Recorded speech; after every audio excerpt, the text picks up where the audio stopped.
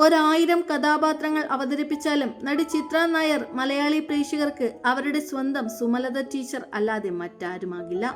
1000 കണ്ണുമായി കാത്തിരുന്നു എന്ന ഗാനം പാടി എന്ന തൻ കേസുകൊട് സിനിമയിലെ കഥാപാത്രത്തിലൂടെ ചിത്ര നായർ നിരവധി പേരുടെ ഹൃദയം കീഴടക്കിയിരുന്നു. എന്നാൽ ചിത്ര നായർ ഒരമ്മയാണെന്നും തന്നോളം അല്ലെങ്കിൽ തന്നേക്കാൾ ഉയരമുള്ള ഒരു കൗമാരക്കാരന്റെ അമ്മയാണ് എന്നുമുള്ള വിവരം പുറത്തു വന്നപ്പോൾ പലർക്കും അത് വിശ്വസിക്കാൻ പ്രയാസമായിരുന്നു. കഴിഞ്ഞ കാലത്തെപ്പറ്റി ചിത്ര എവിടെയും ഒന്നും മറച്ചു വെച്ചില്ല.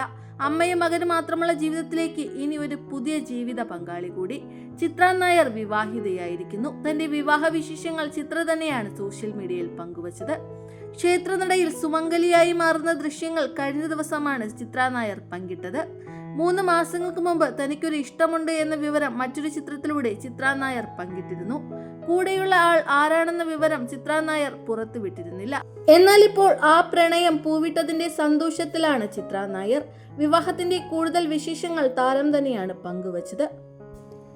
മകൻ അദ്വൈതിന്റെ സാന്നിധ്യവും വിവാഹത്തിലുടനീളം ഉണ്ടായിരുന്നു. അടുത്ത ബന്ധുക്കൾ മാത്രമാണ് വിവാഹത്തിന് പങ്കെടുത്തിരുന്നത്.